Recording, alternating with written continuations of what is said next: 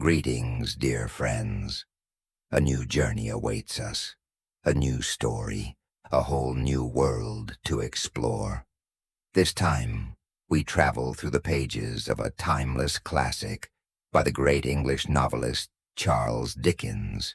His masterpiece, A Tale of Two Cities, first published in 1859, has captivated generations and continues to shine as one of the best-selling novels of all time, with over 200 million copies sold.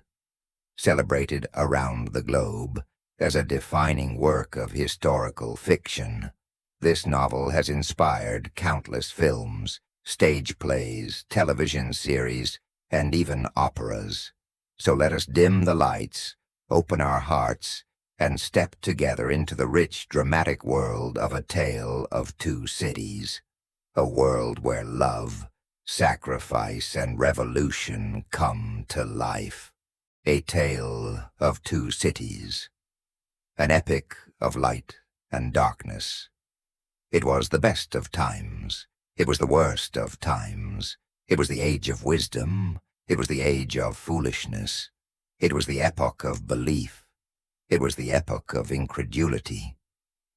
With this iconic line, Dickens opens his novel, painting a portrait of a world torn by contradiction, an era where hope and despair collide, and humanity stands at the crossroads of revolution and mercy, of sacrifice and blood. The first city, London. Return from the dead. In 1775, the story begins with young Lucy Manette traveling from London to Paris upon learning that her father, Dr. Alexandre Manette, long believed to be dead for 20 years, has been released from the Bastille prison in France.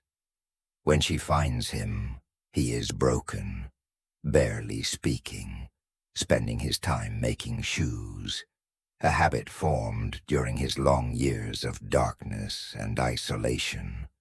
But through Lucy's love and tenderness, the spark of life returns to him, little by little. Their bond as father and daughter slowly blossoms anew. Back in London, new chapters unfold when a young Frenchman, Charles Darnay, is tried for treason, accused of spying for France. His life hangs by a thread, but the brilliant and disillusioned lawyer, Sidney Carton, notices their uncanny resemblance. By casting doubt on Darnay's identity, he secures his acquittal and saves his life. At this point, the fates of three key figures become intertwined. Darnay, the nobleman who renounces his corrupt lineage. Carton, the intelligent but self-loathing man who sees himself as worthless. And Lucy, the woman whose light will guide them both. You are my angel, and for you alone, I would strive to be better than I have ever been. Darnay and Lucy marry and begin a quiet life in London. Carton, meanwhile, watches from afar. He harbors deep love for Lucy, though he knows it will never be returned. One day, he confesses to her in words that echo throughout the novel.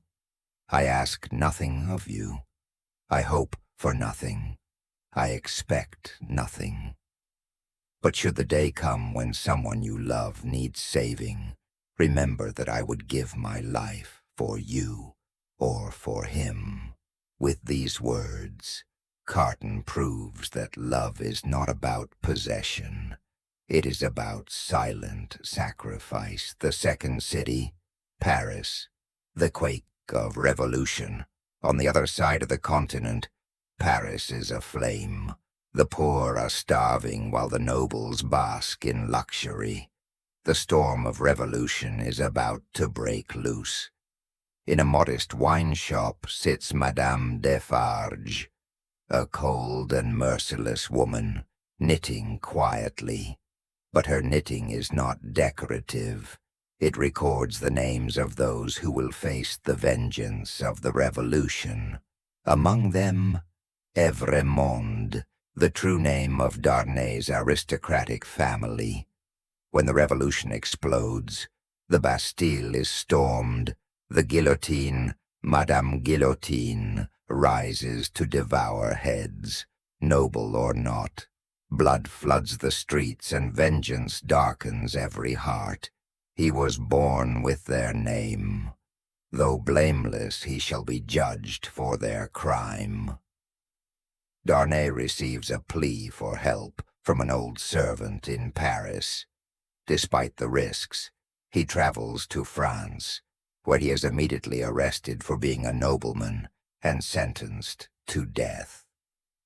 His good deeds and rejection of his family's tyranny mean nothing. The revolution, blinded by rage, sees no distinction between guilt and innocence. Lucy and her father follow him to France, desperately trying to save him. But every door is shut.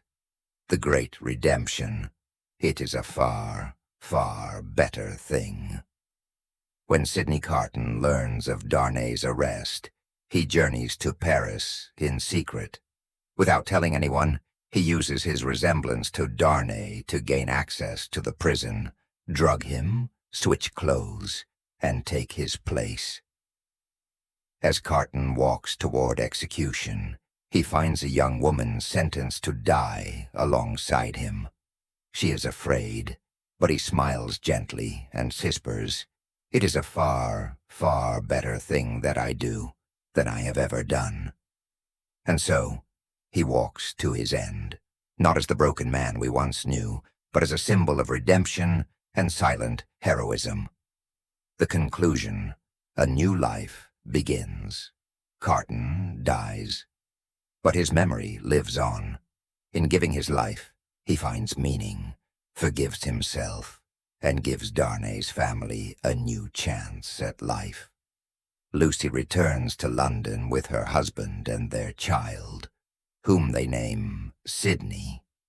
The boy grows up to be a brilliant lawyer, walking a path of light, as if the soul of Carton had been reborn through him. Main characters at a glance: Sidney Carton, the wasted lawyer who died a noble death; Charles Darnay, the repentant nobleman and Lucy's husband; Lucy Manette, the gentle light that transformed those around her; Dr. Manette, the once-broken prisoner who found healing through love; Madame Defarge, the ruthless face of revolution and revenge. Final reflection: A Tale of Two Cities is not just a novel about the French Revolution. It is a story about the human heart under trial, tested between justice and cruelty, hatred and forgiveness, death and salvation. It reminds us that the greatest acts of courage may come in our final hour, and that love, even unreturned, can move mountains. Kindly, if you like our work, support us with a like, encouragement, comment, or share so that the benefit may spread.